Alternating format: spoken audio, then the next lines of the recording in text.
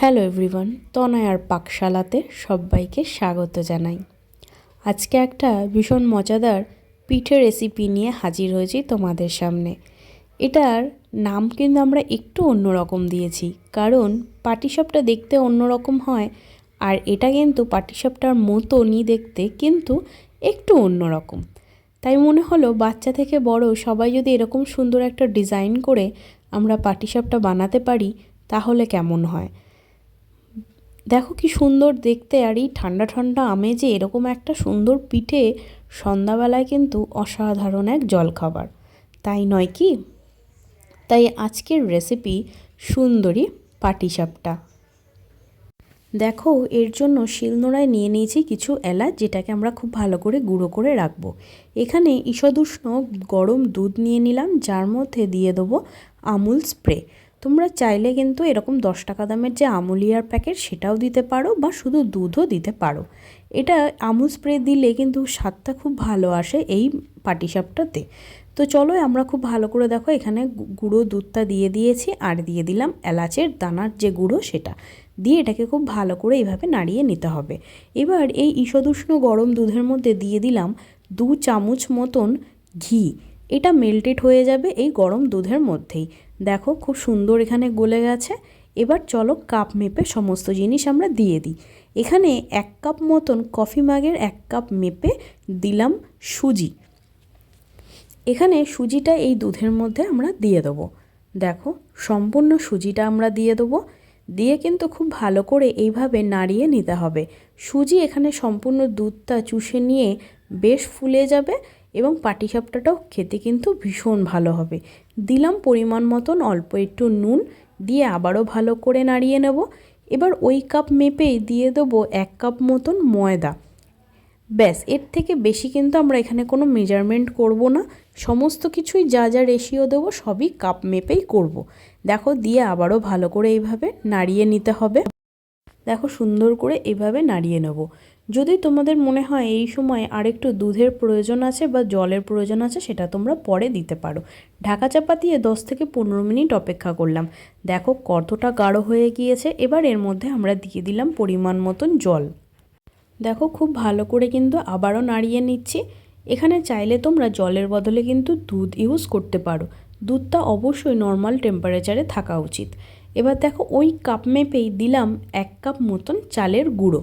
তোমরা যদি চাও তো বাজারে কিনে চালের গুঁড়ো ব্যবহার করতে পারো, অথবা চাল ভিজিয়ে সেই চাল কিন্তু বেটে সেইখানেও গুঁড়ো তোমরা বের করে করতে পারো।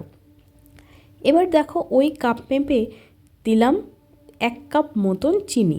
এখানে মিষ্টিটা তোমরা তোমাদের মতন ব্যালেন্স করে দিও।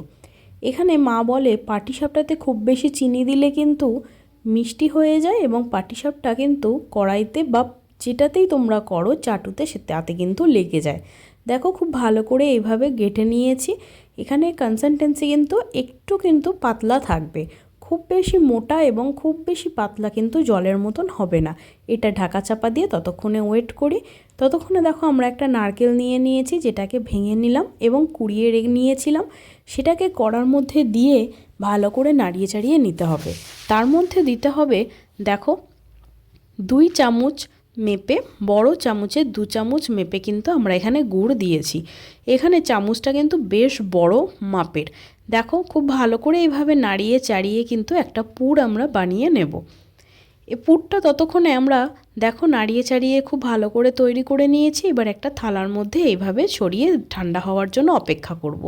তোমরা আশা করি দেখে বুঝতে পারছো এটা কিন্তু অনেকটা পাতলা। চলো এটাকে একটা কালার দেওয়ার জন্য আমরা একটা কৌটোর মধ্যে দিয়ে দিলাম ফুড কালার হলুদ রঙের, আর এই বাটিতে নিলাম ঘি আর সাদা তেল এটাকে ব্রাশ করার জন্য। চাটুর মধ্যে তেল দিয়ে খুব ভালো করে এইভাবে ব্রাশ করে নিতে হবে। এবার দেখো একটা বোতলের সাহায্যে ঠিক এইভাবে ঘুরিয়ে ঘুরিয়ে কিন্তু একটা ডিজাইন তৈরি করে নিতে হবে। দেখো খুব ভালোভাবে এইভাবে ডিজাইন করে নিয়ে ওপর থেকে আমরা দিয়ে দেবো পাটিসাপটার সেই ব্যাটারটা, যেটা সাদা পাটটা।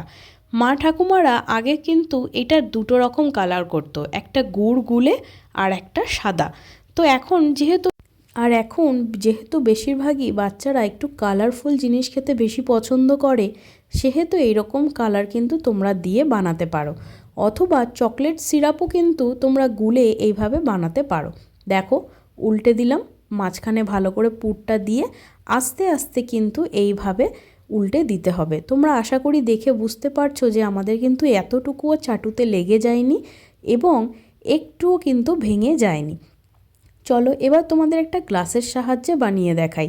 যদি বোতলে তোমাদের অসুবিধা হয় এইভাবে গ্লাসে ঢেলে নিয়েও আস্তে আস্তে এরকম রিং করে করে কিন্তু ঘুরিয়ে দিতে হবে। আর গ্যাসের ফ্লেমটাকে রাখতে হবে মিডিয়াম টু লোতে, দিয়ে ওপর থেকে যে ব্যাটারটা দিয়েছিলাম আমরা প্রথমে বানিয়ে রেখেছিলাম সাদা রঙের পাটিসাপটার জন্য, সেটাকে দিয়ে খুব ভালো করে কিন্তু এইভাবে ওপর থেকে কভার করে দিতে হবে। এবার আবারও খুব ভালো করে দিয়ে দিতে হবে পুর। দেখো তোমরা চাইলে কিন্তু ক্ষীর দিয়েও এটা করতে পারো। এবার আস্তে করে এইভাবে উল্টে দিতে হবে। দেখো দিয়ে একটু চেপে চুপে দিয়ে আবারও উল্টে এইভাবে মাদুরের যেমন পাটি যেমন গোটায় সেইভাবেই জিনিসটা করতে হবে। এরপর হয়ে যাবে পাটিসাপটা। কি সুন্দর দেখো দেখতে লাগছে, ভালো লাগলো? ভিডিওটা ভালো লাগলে অবশ্যই ছেড়ে যাওয়ার আগে চ্যানেলটা সাবস্ক্রাইব করো, পাশে থাকা বেল আইকনটি প্রেস করো যাতে নতুন নোটিফিকেশন তোমাদের কাছে চলে আসে। পুরো ভিডিওটা দেখার জন্য অনেক ধন্যবাদ। Thank you for watching. বন্ধু বান্ধব আত্মীয় স্বজন বাচ্চাদের সাথে মজা করে খাও। দেখা হচ্ছে নতুন আর একটা রেসিপির সাথে। আমি আমার মা ফিরে আসি।